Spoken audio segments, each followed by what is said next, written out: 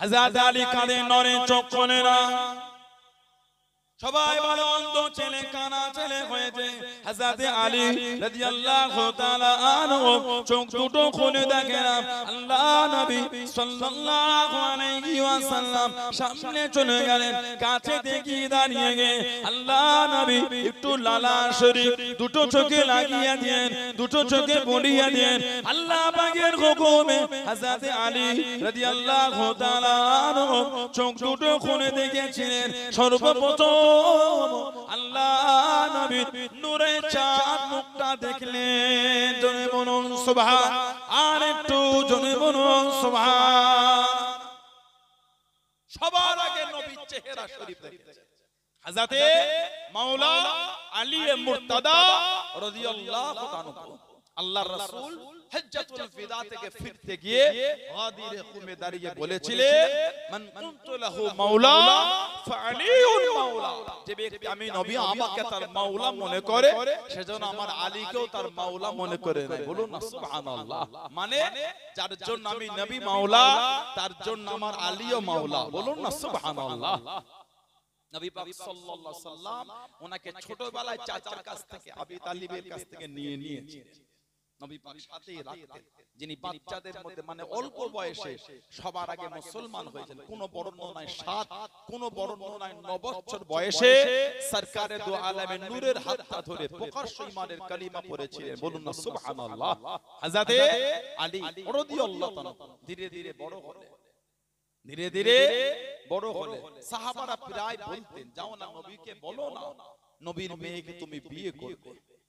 দেখো না এত জায়গা থেকে বিয়ের খবর আসে, নবী সব না বলে দেয়। নবী অন্যর সাথে ফাতিমার বিয়ে দেবে না, তোমার সাথেই দেবে। সেটা কথা বলতেন। এটা কি আমি নবীকে বলতে পারি? আমাকে না শরম লাগে না? হযরত আবু বকর, হযরত ওমর আর হযরত উসমান রাদিয়াল্লাহু আনহুম আজমাইন এই তিনজন মিলে জোর করে ওনাকে পাঠিয়ে দিলেন। এই মুহররম শরীফে কিছু কিছু কাফের দেখতে পাবেন। কাফের যারা এই মুহররমকে উপলক্ষ করে হযরত আবু বকর, হযরত ওমর, হযরত উসমান রাদিয়াল্লাহু আনহুম আজমাইন, হযরত মা আয়েশা, হযরত মা হাফসা রাদিয়াল্লাহু আনহুমা, হযরত আমিরে মুআবিয়া রাদিয়াল্লাহু আনহু এই সমস্ত বড় বড় সাহাবা সাহাবিয়াদের নাম ধরে ধরে গালি দেয়। ওরা হচ্ছে কাফের একটা, ওরা হলো একটা কাফের। আবু জেহেলের চেয়ে কঠিন জাহান্নামে ওরা থাকবে। মুনাফিকের স্থানটা কাফেরের থেকেও কিন্তু ভয়ঙ্কর। বুঝতে পারেন? আমি নিজে কানে শুনেছি। দোয়া করতে গিয়ে বলছে লাআনাহুমুল্লাহ আবু বকর, ওমর, উসমান।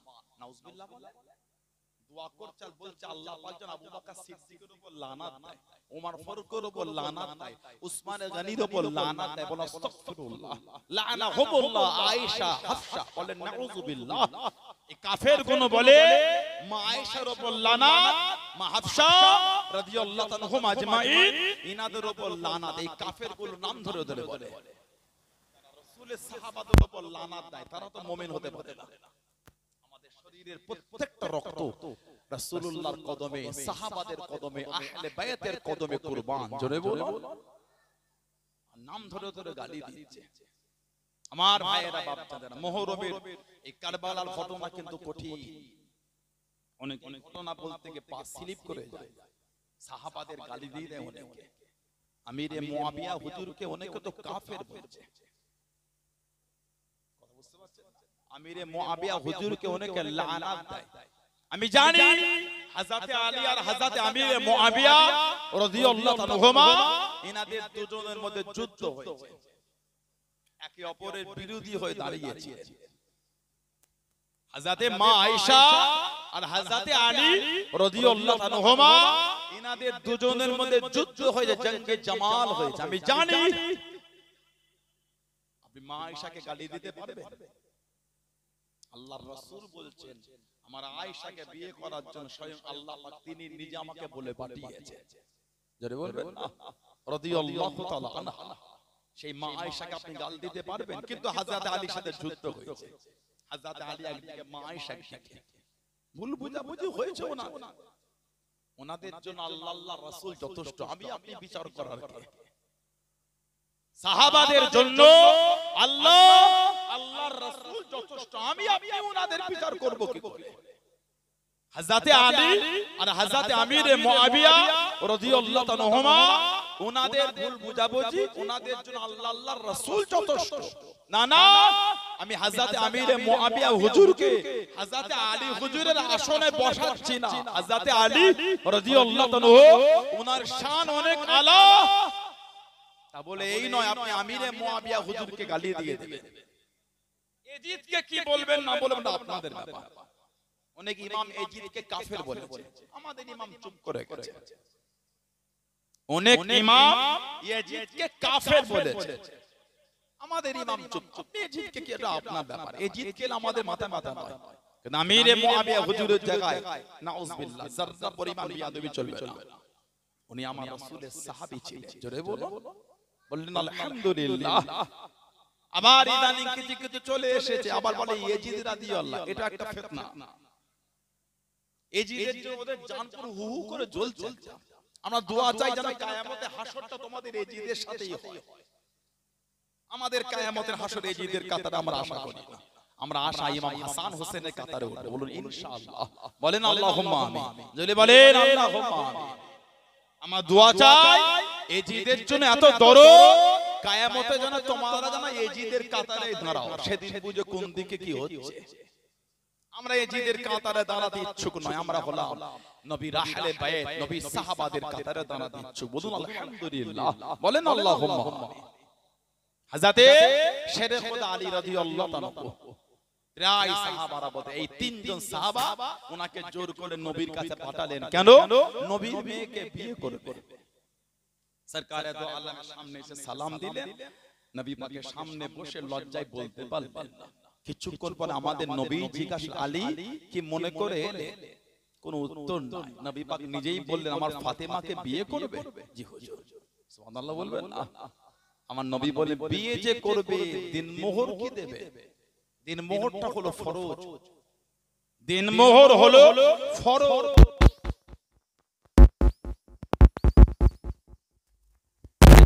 হবে কি করে?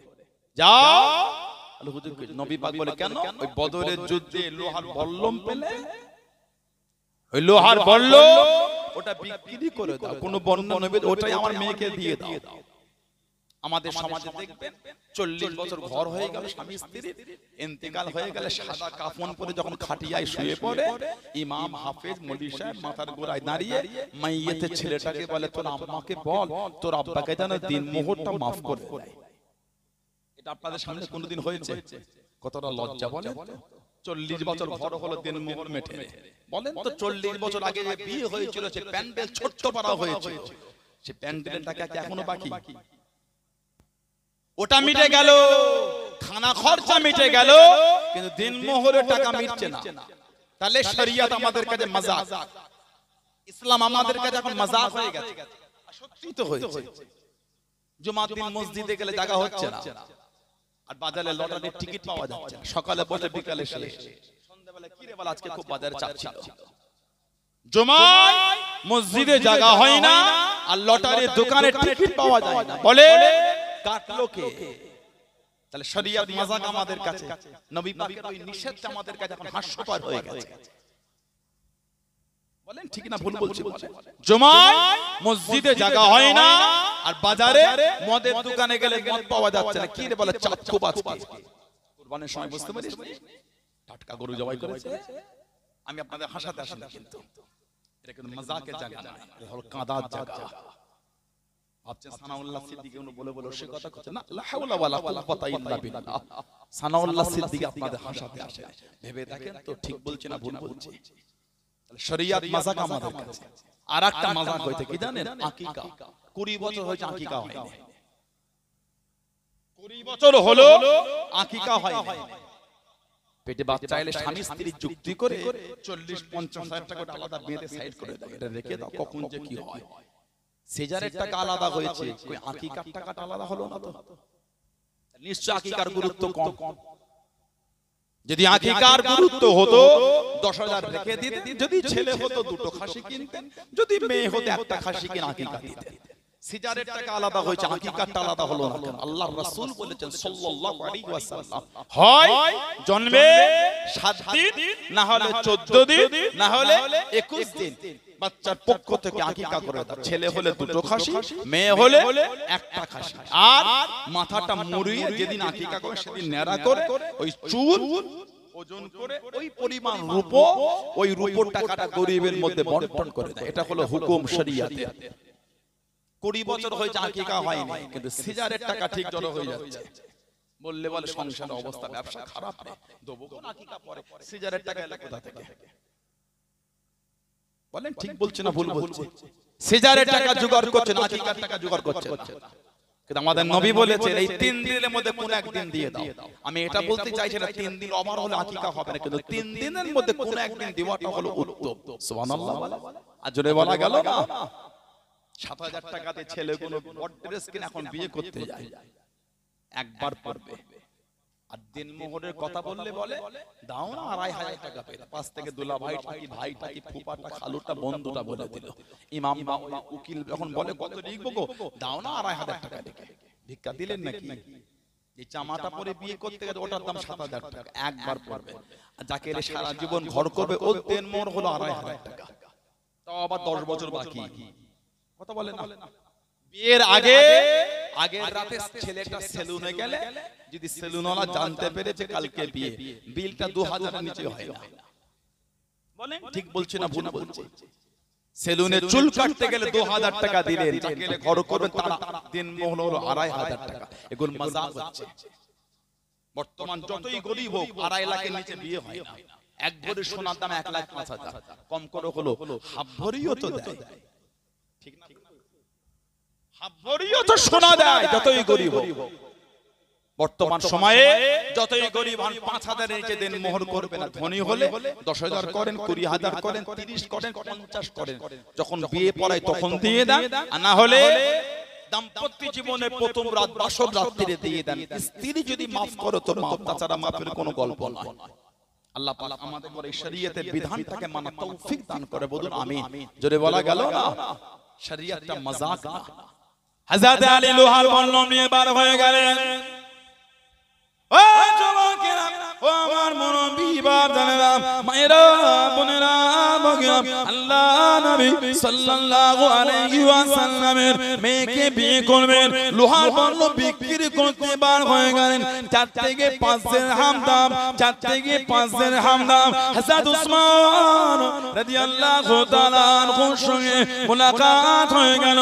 হযরত উসমান জিজ্ঞাসা করলেন, ও হযরত আলী, এই সময় কোথায় বার হয়ে গেলেন? আল্লাহ নবীর মেয়েকে বিয়ে করব। আল্লাহ নবী জানিয়ে দেন আমার মেয়েকে দিনমোহর কি দেবে। হযরত আলী জানিয়ে দেন আমার কাছে দেবার মতো কিচ্ছু নাই। বদরের জমিনে এই বল্লমখানা পেয়েছিলাম, ওটা বিক্রি করতে বার হয়েছি, ওটা বিক্রির জন্য বার হয়ে গেলাম। হযরত উসমান জিজ্ঞাসা করলেন, ও হযরত আলী রাদিয়াল্লাহু তাআলা আনহু, এটার কত দাম, কত দামে বিক্রি করবেন, আপনি আমাকে কত দেবেন? হযরত উসমান রাদিয়াল্লাহু তাআলা আনহু জানিয়ে দেন, আমি উসমান আপনাকে 500 দিরহাম দেব। জনে বলুন সুবহান। আর একটু জনে বলুন সুবহান।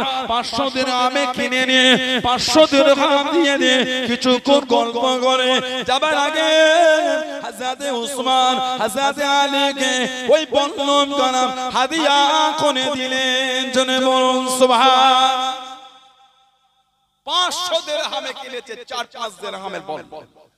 400 দিরহাম রূপোর মুদ্রা, 400 দিনমোহর দিয়েছে, বলুন সুবহানাল্লাহ। আর 100 দিরহাম ছিল বিয়ের আনুষঙ্গিক খরচা। কিতাব এসেছে জানাদের দুজনের বিয়েটা দুনিয়ায় হবার আগে মালায় আলা তাকে পরানো হয়ে গেছিল। জোরে বলবেন না? সেদিন বিয়ের খুতবা দিয়েছিলেন জিবরাইল আলাইহিস সালাম। জোরে বলুন। আল্লাহ নবী সাহাবাদের নেওয়াজ করেন, হযরত জিবরাইল আলাইহিস সালাম আল্লাহ নবীর সামনে গিয়ে দাঁড়িয়ে গেলেন। আসসালামু আলাইকুম ইয়া রাসূলুল্লাহ হাবিবাল্লাহ সাল্লাল্লাহু আলাইহি ওয়াসাল্লাম। আল্লাহ নবী সালামের জবাব খানা দিয়ে আল্লাহ নবীর নূরের চাঁদ মুখখানা দিয়ে মুচকে মুচকে গেছে। আল্লাহ নবী জিজ্ঞাসা করলেন, ও হযরত জিবরাইল কি তাকিয়ে গেলেন? ইয়া রাসূলুল্লাহ হাবিবাল্লাহ ইয়া রাসূলুল্লাহ হাবিবাল্লাহ সাল্লাল্লাহু আলাইহি ওয়াসাল্লাম। আল্লাহ পাকের নবী হুজুর বিয়াদি মাফ করুন, গুস্তাগিটা ক্ষমা করুন। আল্লাহ পাক বলে পাঠিয়ে দেন হযরত ফাতেমা হযরত আলী রাদিয়াল্লাহু তাআলা আনহু তাদের দুজনের বিয়ে খারাপ। আল্লাহ রাব্বুল আলামিন পনাবার কথা বলে দিয়ে দেন হযরত ফাতেমা হযরত আলী রাদিয়াল্লাহু তাআলা আনহু তাদের দুজনের বিবাহ করা। আল্লাহ রাব্বুল আলামিন মালাই আলা ফেরেশতাদের মজলিসে এলান করে দিয়ে দেন। আল্লাহ নবী জিজ্ঞাসা করলেন, ও হযরত জিবরাইল কতজন ফেরেশতা ছিল? ইয়া রাসূলুল্লাহ হাবিবাল্লাহ ইয়া রাসূলুল্লাহ হাবিবাল্লাহ।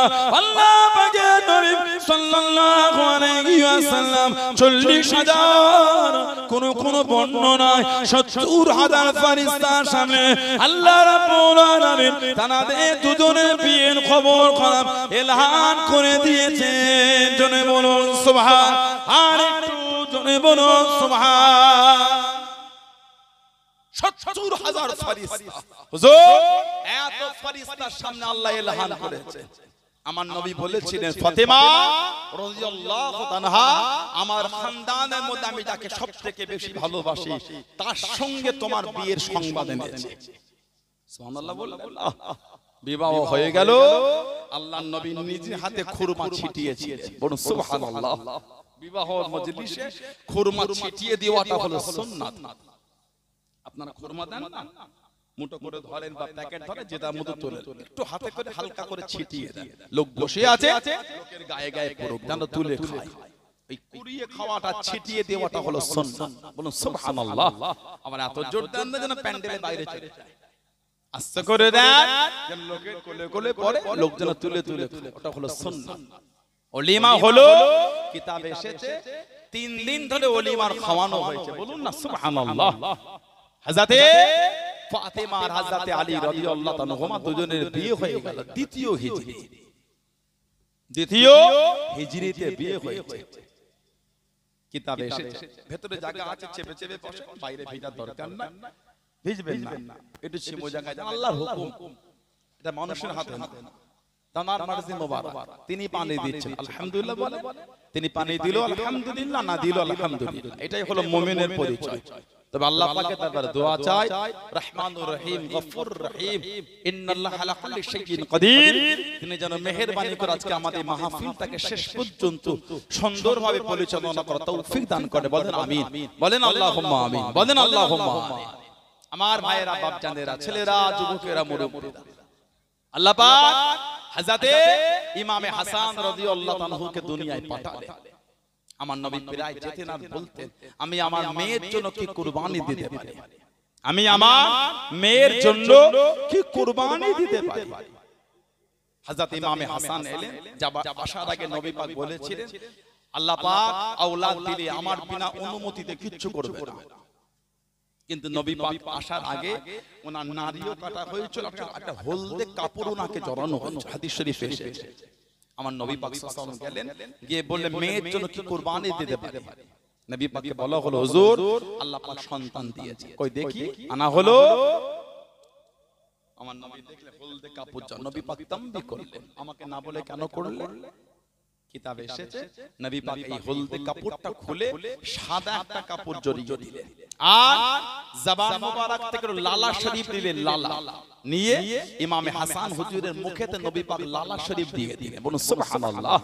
আর একটু খাজুর চিবিয়ে লালা শরীফ ওয়ালা খাজুর দিলেন নবী পাক সাল্লাল্লাহু আলাইহি ওয়াসাল্লাম। আর আযান দিলেন কানে, দুজনের কানে নবী পাকই আযান দিলেন। হাদিস শরীফে এসেছে, আমার নবী পাক সাল্লাল্লাহু আলাইহি ওয়াসাল্লাম ওনাদের দুজনের কানে আযানটা আমার নবী দিয়েছিলেন। হাদিস শরীফে এসেছে, তাবিল হাদিসের মধ্যে এসেছে, সরকারে দো আলম সাল্লাল্লাহু আলাইহি ওয়াসাল্লাম আয-যানা ফি রুসুলিল হাসান ওয়াল হুসাইন হিনা ওয়ালিদা। আয-যানা নবী পাক আযান দিলে ওনাদের কানে সরকারে দো আলম নিজে আযান দিয়েছিলেন, বলুন সুবহানাল্লাহ। সপ্তম দিন আকিকা হয়েছে, কোন বর্ণনায় দুটো করে দুম্বা, কোন বর্ণনায় দুটো করে খাসি, এমন আছে একটা খাসি বা একটা দুম্বা, এটাও আছে। তবে দুটো দুম্বা বা দুটো খাসি হাদিস শরীফে এটাও আছে, বুখারী শরীফের রওয়ায়াত আছে। আল্লাহ নবী সাল্লাল্লাহু আলাইহি ওয়াসাল্লাম 7 দিনের নাম রেখেছিলেন। আকিকা দিলে নবী পাক ছেলে বলতে, নবী পাক গিয়ে বললেন আরুনি ইবনি, আমি নবী আমাকে আমার ছেলেটাকে দেখাও, বলুন না সুবহানাল্লাহ। ইমামে হাসানকে আমার নবীকে দেখানো হলো। সরকারে দো আলম ইমামে হাসান রাদিয়াল্লাহু তাআলা নিলেন, নিয়ে বললেন মা সাম্মাইতুহু, শেরের খোদাকে জিজ্ঞাসা করে সাম্মাইতুহু হারব, নবী বলছেন লা বাল হুয়া হাসান, এর নামটা তুমি হাসান রেখে দাও, বলেন না সুবহানাল্লাহ। আল্লাহ পাক আবার আওলাদ দিলে, সরকারে দো আলম আবার গেলেন, লালা শরীফ ইমামে হুসাইন হুজুরের মুখে দিলেন, খাজুর চিবিয়ে লালা শরীফ ওয়ালা খাজুর দিলে, আর কানে আযান দিলে। আল্লাহ নবী আকিকা করার আগে নবী পাক নিলেন, নিয়ে বললেন আরুনি ইবনি, কোলে নিয়ে বললেন মা সাম্মাইতুহু, সাম্মাইতুহু হারব, নবী বলছেন লা বাল হুয়া হুসাইন, এর নামটা তুমি হুসাইন রেখে দাও। সুবহানাল্লাহ বলবেন না? আর একটু ভালোবাসা বলা গেল না। ইমাম হাসান আর ইমাম হুসাইন রাদিয়াল্লাহু তাআলা, হাদিস শরীফে এসেছে জানাদের এই নাম রাখার আগে, ওনাদের দুজনের এই নাম রাখার আগে এই নামটা কারোর জন্য রাখা হয়। ইমামে হাসান আর ইমাম হুসাইন রাদিয়াল্লাহু তাআলা ইনাদের দুজনের এই নামটা রাখার আগে এই নামটা কারোর জন্য ব্যবহার হয় না, বলেন না সুবহানাল্লাহ, জোরে বলেন না সুবহানাল্লাহ। জানাদের নাম আল্লাহর নবী সাল্লাল্লাহু আলাইহি ওয়াসাল্লাম রেখেছিলেন, ওই নাম আল্লাহ পাক দুজনের জন্যই ব্যবহার করিয়েছে, আর কারোর জন্য না। হাদিস শরীফে এসেছে المفسر قال ان الله حذف اسم الحسن والحسين حتى سمع بهما النبي صلى الله عليه وسلم ابني الحسن والحسين, ওনাদের দুজনের নাম নবী পাক রাখার আগে ওই নামটা আল্লাহ পাক লুকিয়ে রেখেছে। জোরে বলবেন না? আরেকটু জোরে বলা গেল না? আরেকটা বর্ণনা এসেছে عن عمران بن سليمان قال الحسن والحسين اسمان من اسماء اهل الجنه لم يكونا في الجاهليه। এই হাসান আর হুসাইন রাদিয়াল্লাহু তাআলা এই নাম জান্নাতীদের নাম। জোরে বলো, এই দুটো নাম হলো জান্নাতীদের নাম। জাহিলিয়াতের যুগে এই নামটা কারোর জন্য ব্যবহার হয় না, দুনিয়ায় সর্বপ্রথম ওনাদের দুজনের জন্যই ব্যবহার হয়েছে। জোরে বলুন না, বলুন আলহামদুলিল্লাহ। ইমামে হাসান আর ইমাম হুসাইন রাদিয়াল্লাহু তাআলা, আল্লাহ পাক আমাদের নবীকে 4টে মেয়ে দিয়েছে। ওটা নবী পাকের মেয়ে হলো 4টে, হযরতে যায়নাব, হযরত রুকাইয়া, হযরত উম্মে কুলসুম আর হযরতে ফাতিমা রাদিয়াল্লাহু তাআলা আনহুন্না। নবী পাকের মেয়ে হলো 4টে। নবী পাকের মেয়ে যদি হয় 4টে, এক মেয়ের ছেলেদের আলোচনা হয়, বাকি 3টে মেয়ের ছেলেগুলো কই? কোন আলেম উলামা তো বাকি 3টে মেয়ের ছেলেদের আলোচনা করলো না? আমরা তো নবী পাকেরই মেয়ের ছেলে। কি কথা ঠিক না ভুল বলছি? নবী পাকে এক মেয়ের আওলাদের আলোচনা হয়, বাকি 3টে মেয়ের আওলাদগুলো কই? ওনারা তো নবী পাকেরই মেয়ের ছেলে। ইমাম হাসান হোসেন আলোচনা আমাদের কষ্ট নয়, ওনাদের আলোচনা করলে আল্লাহ আমাদের ঈমানের নূরটা বাড়িয়ে দেবে। কিন্তু জানার তো ইচ্ছা হয় হযরতে ফাতিমা রাদিয়াল্লাহু তাআলা মেয়ে কত, ছেলে কত? ফাতিমা রাদিয়াল্লাহু তাআলা ছেলে, ওনার ছেলে ছিল 3টে, মেয়ে ছিল 2টো। ছেলে 3টে, আরেকটার নাম ছিল হযরতে মুহসিন। হযরতে মুহসিন উনি বাচ্চাবেলা ইন্তেকাল হয়ে গেছে, ওজন্য আলোচনা একটু উম্মতের কাছে কম। নবী পাকের মেয়ে হযরতে যায়নাব রাদিয়াল্লাহু আনহা, স্বামী হযরতে আবুল আস ইবনে রবি, ছেলে ছিল একটা, নাম রাখা হয়েছিল হযরতে আলী রাদিয়াল্লাহু আনহু, বাচ্চাবেলা ইন্তেকাল হয়ে গেল, কম বেশি 4 বছর বয়স। ওনার মেয়েও ছিল একটা, নাম হযরতে উমামা। হাদিস শরীফে এসেছে জানাকে মাঝে মাঝে আমার নবী পাক পিঠে করে নামাজ পড়তেন। জোরে বলো, আর একটু জোরে বলা গেল না সুবহানাল্লাহ। হযরতে উমামা যেমন ইমাম হাসান হোসেনকে পিঠে নিতেন। জোরে বলো, আল্লাহ নবী নববী শরীফে দাঁড়িয়ে গেলেন, ও ও যুবকেরা, ও আমার মুরব্বি বাবারা, মায়েরা, বোনেরা, বগিরা, কোন ইমামে হাসান হোসেন রাদিয়াল্লাহু তাআলা আনহু আল্লাহ নবী নববী শরীফে দাঁড়িয়ে গেলেন। হযরত হাসান, হযরত হোসেন রাদিয়াল্লাহু তাআলা আনহু কাতারের একদিক থেকে আর একদিকে ছুটে ছুটে চলে যায়, কাতারের একদিক থেকে আর একদিকে ছুটে ছুটে চলে আসে। আল্লাহ নবী সাল্লাল্লাহু আলাইহি ওয়াসাল্লাম সেজদায় চলে গেলেন। আল্লাহ নবী নূরের পিঠে দেখে বসে গেলেন। আল্লাহ নবী সেজদা থেকে মাথাটা উঠাতেন না, সেজদা থেকে মাথাটা চলতেন না। আমার হাসান হোসেন বলে যাবে, হাসান হোসেনের কষ্ট হবে। আল্লাহ নবী তাসবিহ খানা বাড়িয়ে দিলেন, সুবহান রাব্বিয়াল আলা, সুবহান রাব্বিয়াল আলা, সুবহান রাব্বিয়াল আলা। সেজদা থেকে মাথাটা তুলতেন না। ও যুবক, হাসান হোসেন বসে আছে। হযরত হাসান, হযরত ইমামে হোসেন রাদিয়াল্লাহু তাআলা আনহু আল্লাহ নবী নূরের পিঠ থেকে উঠে গেলেন।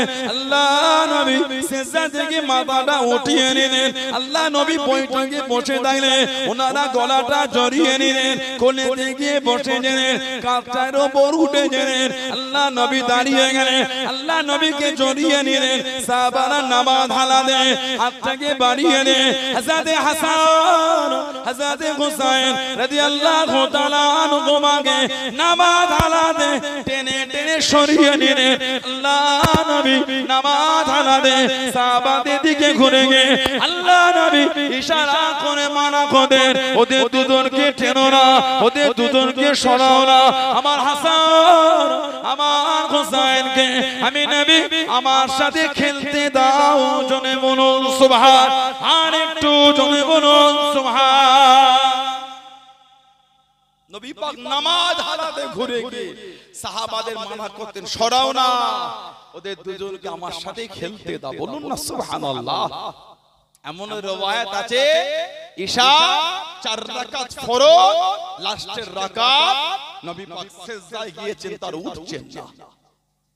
নতুন নতুন কিছু কিছু সাহাবা এসেছিলেন, ওনারা ভাবলেন নবী পাককে বিশাল শরীফ পেয়ে গেলেন। সিজদা থেকে মাথাটা তুলে দেখছেন, এতক্ষণ সিজদা, সিজদা থেকে উঠে দেখছেন নবী পাকের নূরের পিঠে হাসান হুসাইন বসে আছে। জোরে বলুন, আর একটু ভালোবাসায় বলা গেল না। কোন কোন বর্ণনায় আছে নামাজ হয়ে গেলে সাহাবারা আমার নবীকে বলতে, হুজুর এতক্ষণ সিজদা, নিয়ম কি বদলে গেল? আমার নবী বলেছিলেন আমার পিঠে আমার আল্লাহ নবী সাল্লাল্লাহু আলাইহি ওয়াসাল্লাম জুমার খুতবা দেন। ইমাম হাসান আর ইমাম হুসাইন রাদিয়াল্লাহু তাআলা লাল রঙের জামা পরে ছোট্ট ছেলে নববী শরীফে ঢুকে গেল। সামান্য করে হাতে আস্তে করে পড়ে আবার হাতে আবার পড়ে যায়। নবী পাক খুতবা শরীফ বন্ধ করে মিম্বার শরীফ থেকে নেমে ইমাম হাসান হুসাইনকে কোলে নিয়ে আবার মিম্বার শরীফে গিয়ে ওনাদের দুজনকে সামনে বসিয়ে খুতবা শুরু করেছিলেন। বলুন না সুবহানাল্লাহ। নবী পাক সাল্লাল্লাহু আলাইহি সাল্লামের মেয়ে হযরত রুকাইয়া রাদিয়াল্লাহু তাআলা, স্বামী হযরত ওসমান রাদিয়াল্লাহু তাআলা, মাত্র 21 বছর বয়স, দ্বিতীয় হিজরি বদরের যুদ্ধের দিন হযরত রুকাইয়া ইন্তেকাল হয়ে গেছে। আমার নবী পাক দ্বিতীয় হিজরিতে নবী পাকের আরেকটা মেয়ে হযরত উম্মে কুলসুম রাদিয়াল্লাহু তাআলা, ওনার সাথে হযরত ওসমান ইবনে আফফান রাদিয়াল্লাহু তাআলার বিয়ে দিয়ে দিলেন। হযরত রুকাইয়া রাদিয়াল্লাহু আনহার ছেলে ছিল, একটা নাম রাখা হতো আব্দুল্লাহ।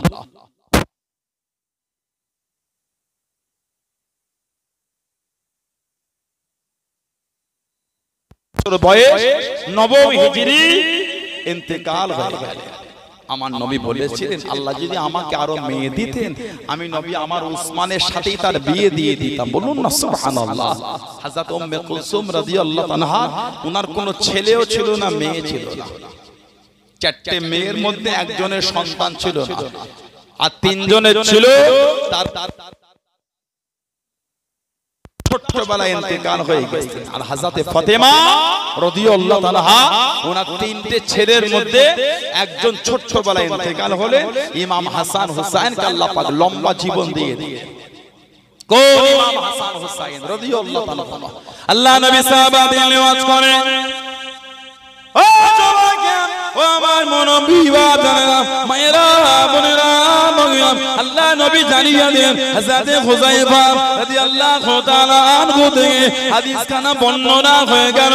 আল্লাহ নবী জানিয়ে দেন আমি নবী আমার কাছে এমন একজন ফেরেশতা এসেছিলেন যিনি এর আগে কোনোদিন দুনিয়াতে আসে নাই। আল্লাহ পাকের কাছ থেকে অনুমতি খানা নিয়ে আমার দরবারে হাজির হয়ে গেল আমাকে সালামটা দেবে বলে, আমার সাথে মুলাকাত করবে বলে। ও আমি নবী আমাকে জানিয়ে দিও, আমি নবী আমাকে শুনিয়ে দিও ফাতেমা তো সাইয়্যিদাতুন নিসাই আলিল জান্নাহ, আমার ফাতেমা জান্নাতের সমস্ত মহিলাদের রানী। ওয়া ইন্নাল হাসান ওয়াল হুসাইন সাইয়্যিদুশ শাবাবি আলিল জান্নাহ, আমার হাসান আমার হুসাইন জান্নাতের সমস্ত যুবকদের সরদার। জনে বলুন সুবহান, আর একটু জনে বলুন সুবহান। এর আগে কোনদিন ফেরেশতা দুনিয়ায় আসে, সর্বপ্রথম আজকে এসেছে আমাকে সালাম দেবে বলে। আমাকে বলে গেল আমার হাসান আর আমার হুসাইন রাদিয়াল্লাহু আনহুমা এরা হলো জান্নাতের সমস্ত যুবকদের সরদার, আর আমার ফাতেমা রাদিয়াল্লাহু তাআলা উনি হলে জান্নাতের সমস্ত মহিলাদের রানী। জোরে বলুন না সুবহানাল্লাহ। আরেকটু জোরে বলা গেল না সুবহানাল্লাহ। আরেকটা riwayat এসেছে হযরত হুযায়ফা রাদিয়াল্লাহু তাআলা আরেকটা তাবিঈন riwayat, উনি ওনার মায়ের কাছে গেলেন, মা নবী পাকের দরবারে যাওয়াটা আমার খুব প্রয়োজন হয়ে গেছে। অনেক দিন নবী পাকের দরবারে যাই না, নবী পাক হয়তো আমার কাছে একটু রাগান্বিত আমার উপর, যদি একটু অনুমতি দিতেন মা মাগরিবের নামাজটা পড়েই চলে আসতাম। আম্মা জান যদি অনুমতি দেন পরে আসবো, আর নবী পাক সাল্লাল্লাহু আলাইহি ওয়াসাল্লামকে বলবো আমার আর আপনার মাগফিরাতের দোয়া করার জন্য। সুবহানাল্লাহ বললেন না, ওয়াসআলুহু আয়াসতাগফির লি ওয়া লা। আম্মা আমার আর আপনার মাগফিরাতের জন্য নবীকে বলবো, যদি একটু অনুমতি দিতেন। মা অনুমতি দিলে ফাতাহুন নবী সাল্লাল্লাহু আলাইহি ওয়াসাল্লাম, নবী পাক সাল্লাল্লাহু আলাইহি ওয়াসাল্লামের কাছে আসলেন, ফাসাল্লাইতু মাহুল মাগরিব, নবী পাক সাল্লাল্লাহু আলাইহি ওয়াসাল্লামের সাথে মাগরিব পড়লেন। পরে নবী পাকের পিছনে বসে নবী পাক মাগরিবের পরে তাসবিহ তেলাওয়াত করতে করতে অনেক লম্বা টাইম হলো, ইশা হয়ে গেছে। নবী পাক মাগরিব পড়ে আর ওঠেন না, সেদিন ইশা হলো। উনি বসে বসে চিন্তা করে অনুমতি নিলাম মায়ের কাছ থেকে, মাগরিব পড়ে আর ইশা হয়ে গেল। ফাসাল্লা হাত্তা সাল্লাল ইশা, নবী পাকের সাথে ইশার নামাজ পড়েছে। নামাজ পড়ে সরকারে দো আলম উঠলেন, হুজরা শরীফে যাবেন। ওনার উঠতে একটু দেরি হয়েছে, উনি একটু জোরে হাঁটলেন। এই জোরে হাঁটাতে চলার আওয়াজটা সরকারে দো আলমের কানে চলে গেছে। নবী পাক না ঘুরেই বলছে মান হাযা, কে আমার পিছনে কে? মান হাযা। নবী পাক নিজেই আবার বলছে হুযায়ফা, তো তুমি কি হুযায়ফা? নবী পাক ঘুরছেন না, সুবহানাল্লাহ বলে। সামনের দিকে তাকিয়ে ওনার হাঁটার আওয়াজটা পিছনে, নবী পাক না ঘুরেই বলছে মান হাযা, তারপরেই বলছে হুযায়ফা, তুমি কি হুযায়ফা? বলতো না ইয়া রাসূলুল্লাহ সাল্লাল্লাহু আলাইহি ওয়াসাল্লাম, হুজুর আমি হুযায়ফা। আমার নবী বলছে মা হাযাতুকা, আলা মা হাযাতুকা, এই হুযায়ফা কি মনে করে এসেছো, কি খবর, কি চিন্তা নিয়ে এসেছো? বলেই বলছে গফরাল্লাহু লাকা ওয়া লি উম্মিকা, সুবহানাল্লাহ। গফরাল্লাহু লাকা ওয়া লি উম্মিকা, হুযায়ফা আল্লাহ তোমাকে maaf করে, তোমার মাকে আল্লাহ maaf করে। যেটা বলবেন না, অনেকে তো মাকে যেই বলেছিলেন দোয়া চাইবো, ওটাকে তো নবীকে এসে বলেন না, অপেক্ষা করতে নবীর পিছনে উঠলে নবীকে বলবো। মাগরিবের পরে এশা হয়ে গেছে, পিছনে হাতে নবী না ঘুরিয়ে বলছে মান হাযা হুযায়ফা, কুলতু না মা হাযাতুকা, এ হুযায়ফা কি মনে করে এলে? গফরাল্লাহু লাকা ওয়া লি উম্মিকা, যাও আল্লাহ তোমাকে maaf করে দেন, তোমার মাকে আল্লাহ maaf করে দেন। ওনার ওই দোয়া চাওয়াটাকে তো উনি নবী পাকের দরবারে বলেন না, নবী পাক ওনার মনের খবরটা আল্লাহ পাক নবীকে জানিয়ে দিয়েছেন। যেটা বলবেন না, নবীকে না বলার পরও নবী বলছে যাও আল্লাহ তোমাকে maaf করে দেয়, তোমার মাকে maaf করে দেয়। বলুন না সুবহানাল্লাহ। বলেই আমার নবী পাক আমার কাছে আমার একজন ফেরেশতা এসেছিল, এর আগে কোনোদিন, এই রাতের আগে কোনোদিন দুনিয়ায় আসে না। আমার কাছে আসে না। ফাইন্না আমার নবী বলে যে আমাকে সে বলে গেল বি আন্নাল ফাতিমাতা সাইয়্যিদাতুন নিসাই আহলিল জান্নাহ ওয়া আন্নাল হাসান ওয়াল হুসাইন সাইয়্যিদুশ শাবাবি আহলিল জান্নাহ। ওই ফেরেশতা বলে গেল আল্লাহ পাক আমার ফাতেমা তাকে আল্লাহ জান্নাতের সমস্ত মহিলাদের রানী করেছে। জোরে বলো, আর একটু জোরে বলা গেল না? কে হযরত ফাতেমা? এত